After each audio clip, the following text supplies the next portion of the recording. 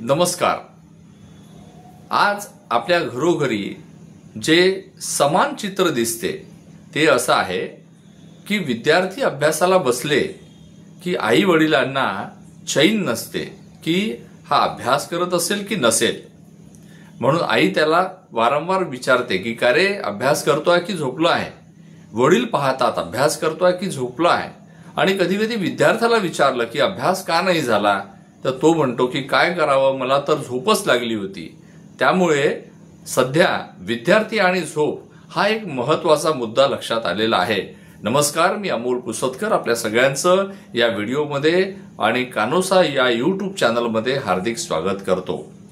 आपल्या सर्वांना माहिती आहे की विद्यार्थी दशा ही तशी पाहिली तर कठीणच असते आणि या विद्यार्थी दशेमध्ये विद्यार्थ्याच्या समोर सगळ्यात मोठं चॅलेंज आव्हान जर काही असेल तर झोपेवर विजय मिळवणं हेच त्याच्या समोर आव्हान असते। कारण अनेकांची इच्छा असते की आपण अभ्यास केला पाहिजे, परंतु इच्छा असून चालत नाही, त्याच्या झोपेवर त्याचं काही नियंत्रण नसतं। पण मग असं का होतं? हे असे कोणत्या गोष्टी आहेत की ज्याच्यामुळे त्यांचं स्वतःच्या झोपेवर नियंत्रण नसतं? हे कशामुळे होतं तर याचे काही कारण आहे, ते कारण सुद्धा आपण बघितले पाहिजे। एक कारण त्याच्यातलं हे आहे की विद्यार्थी हे अधिकाधिक वेळ शाळेत असतात, क्लासेसमध्ये जातात, तर त्यामुळे ते थकून जातात। म्हणजे शारीरिक कारण जर आपण लक्षात घेतले तर अत्याधिक थकव्यामुळे सुद्धा त्यांना झोप येते। दुसरी गोष्ट अशी आहे की त्यांच्यामध्ये व्यायामाचा सुद्धा खूप अभाव झालेला आहे। खेळणं सुद्धा त्यांचं बंद झालेलं आहे। खेळामुळे, व्यायामामुळे शरीरामध्ये जी ऊर्जा निर्माण होते ती ऊर्जा विद्यार्थ्यांना अभ्यासासाठी पण कामात येते आणि दिवसभर बाकी कामं करायला सुद्धा कामात होते। परंतु आता इतके क्लासेस आहेत की ज्याच्यामुळे विद्यार्थी हा केवळ बसून राहतो। घरी तो जेवतो आणि झोपतो किंवा अभ्यास करतो। त्यामुळे शरीरामध्ये ऊर्जा निर्माण होणार कशी? जर ऊर्जा निर्माण करायची असेल तर एक कारण आहे व्यायाम केला पाहिजे, खेळलं पाहिजे किंवा फळे, हिरव्या पालेभाज्या आणि सुकामेवा इत्यादी गोष्टींचा आहारामध्ये समावेश असला पाहिजे। त्यामुळे विद्यार्थी हा थकल्यामुळे झोपतो हे त्याचं एक कारण आहे। दुसरं कारण आहे की विद्यार्थी हे रात्रीपर्यंत, उशिरापर्यंत मोबाईल, इलेक्ट्रॉनिक गॅजेट्स याच्यावर ते खेळत असतात। त्याच्यामध्ये जो निळा लाईट निघतो, निळा प्रकाश निघतो, या निळा प्रकाशामुळे सुद्धा त्यांच्या शरीरामध्ये निर्माण होणारं मेलाटोनिन याचं प्रमाण कमी झाल्यामुळे त्यांना गाढ झोप लागत नाही। बरेचदा ते झोपलेले असतात पण गाढ झोप त्यांना लागत नाही। त्यामुळे हवे तसं समाधान त्यांना मिळत नाही। रात्री उशिरापर्यंत केलेल्या जागरणामुळे दिवसा झोपेची प्रवृत्ती त्यांच्यामध्ये अधिक असते। अधिक जर त्यांची व्यवस्थित झोप झाली नाही तरी दिवसा त्यांना झोप येऊ शकते। म्हणजे थकव्यामुळे झोप येते, अपुऱ्या झोपेमुळे दिवसा झोप येते आणि इलेक्ट्रॉनिक्स गॅजेट्स अधिकाधिक वेळ खेळल्यामुळे सुद्धा त्यांना झोप येते। त्यामुळे विद्यार्थ्यांचं अभ्यासाचं जे टाइम टेबल आहे, वेळापत्रक आहे, हे नेहमी गडबडत असतं। तर हे त्यांचे शारीरिक कारण झाले। मानसिक कारण त्यांचे काय असू शकतात तर मानसिक कारणांमुळे जर अभ्यासामध्ये विद्यार्थ्याला काहीच इंटरेस्ट नसेल, काही रस नसेल तर तो काय विचार करतो की आता कशाला अभ्यास करायचा, थोडं झोपूनच जाऊ ना, असं करून तो झोपून जातो। बरेचदा त्यांच्यामध्ये डिप्रेशन, नैराश्य, नकारात्मक भावना किंवा मला अभ्यासातलं काही येत नाही किंवा वारंवार परीक्षेमध्ये येणारं अपयश यामुळे सुद्धा त्याला वाटते की अभ्यास करून कष्ट करण्यापेक्षा झोपण्याचा सोपा मार्ग निवडला पाहिजे, म्हणून सुद्धा ते झोपू शकतात। तिसरी गोष्ट अशी आहे, म्हणजे पहिलं कारण शारीरिक, दुसरं कारण मानसिक आणि तिसरं कारण जे आहे ते म्हणजे जीवनशैली।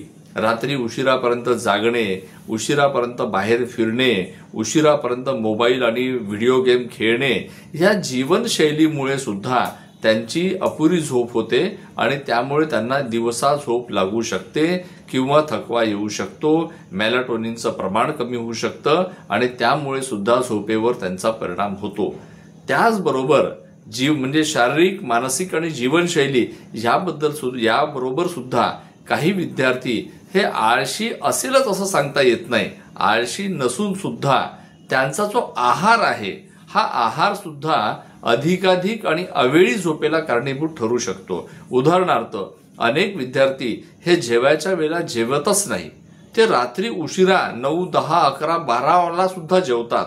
आज इंजिनिअरिंगचे, मेडिकलचे, हॉस्टेलवर राहणारे विद्यार्थी सुद्धा जे शहरामध्ये स्विगी आणि झोमॅटोचे डिलिव्हरी बॉय हे यांना काम मिळतं. ह्यांना काम कसं मिळतं?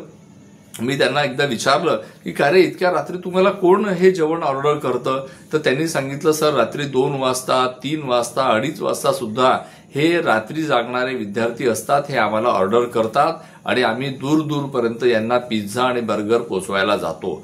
म्हणजे इतक्या रात्री तर जेवूच नये, कारण जेवण पचायला लागणारे जे काही रसायनं असतात ते रात्री पाझरतात. पण आपण जर जेवण घेतलेलंच नसेल तर ते कशाला पचवणार आहे? आणि त्यातल्या त्यात आपण कोणते पदार्थ खातो आहे? तर पिझ्झा, बर्गर, वडापाव किंवा जे काही जंक फूड आपण ज्याला म्हणतो अशा पद्धतीचे पदार्थ आपण खातो. यामुळे काय होतं? यामुळे शरीरामध्ये जडपणा येतो.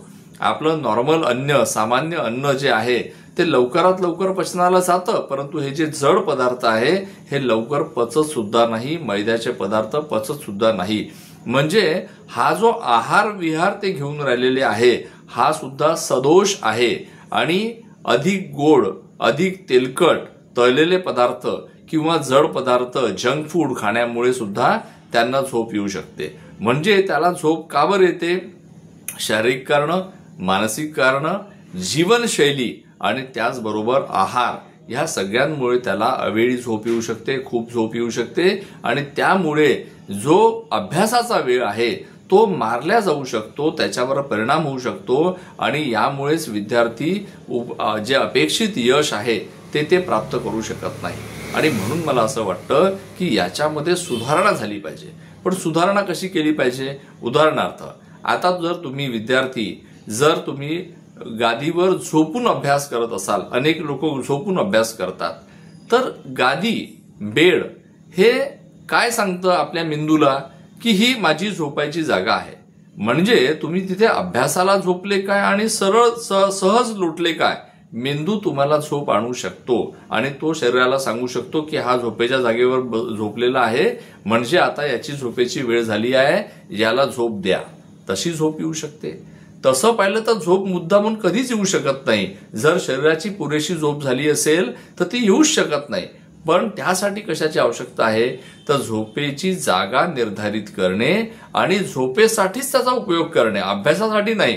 अभ्यासात तुम्ही खुर्चीवर बसून करा. आता काही लोक रिलॅक्स होऊन अभ्यास करतात, उशा लावून अभ्यास करतात, तर त्यांना सुद्धा हळूहळू झोप येऊ शकते.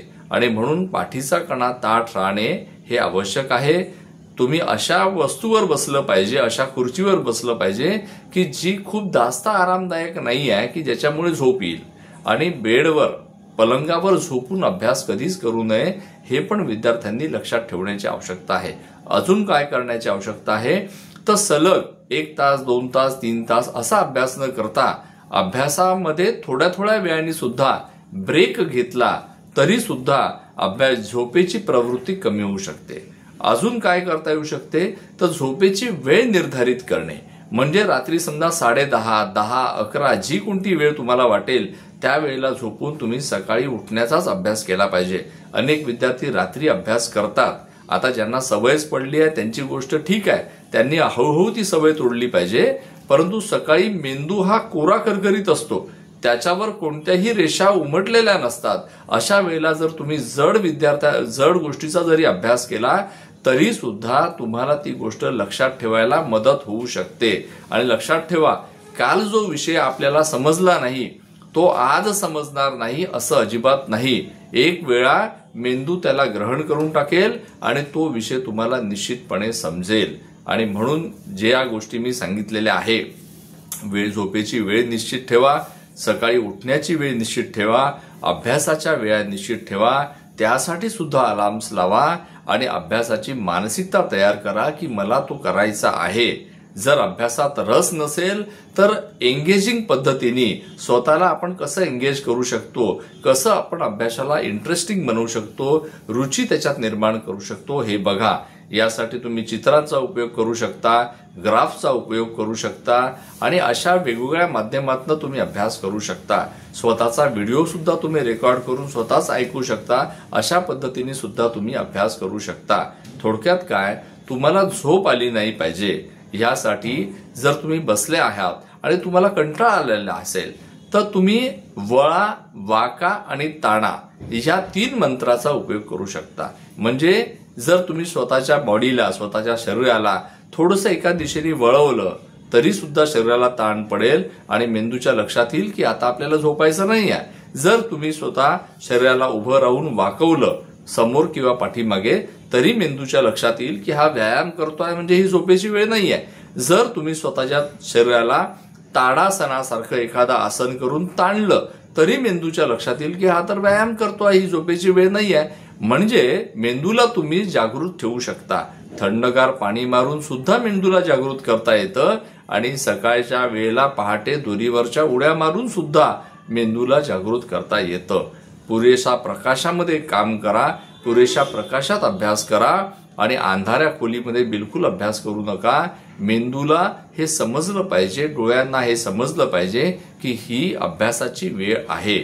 तरी सुद्धा झोप येत असेल तर दीर्घ श्वासन करा, दीर्घ श्वसन करा, दीर्घ श्वास घ्या 5 वेळा, अजून वाटलं तर अजून 5 वेळा। अशा पद्धतीने तुम्ही दीर्घ श्वसन करू शकता आणि स्वतःच्या मेंदूला सांगू शकता की बाबा रे, तुला आता झोपायचं नाही, तुला अभ्यास करण्याची आवश्यकता आहे।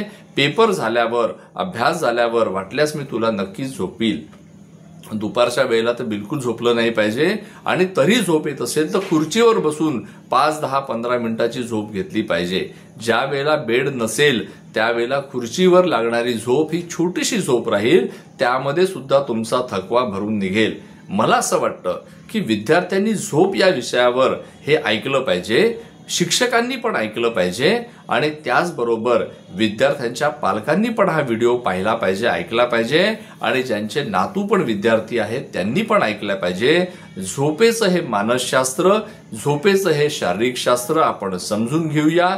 अनेक विद्यार्थ्यांपर्यंत हा व्हिडिओ आपण पाठवा आणि विद्यार्थ्यांना अशा पद्धतीचे व्हिडिओ ऐकण्यासाठी लाईक, शेअर आणि सबस्क्राईब नक्की करा। तुम्हाला जर हा व्हिडिओ आवडला असेल तर तुम्ही आपली कॉमेंट निश्चितपणे करावी असं मला वाटतं। धन्यवाद। जय हिंद, जय भारत।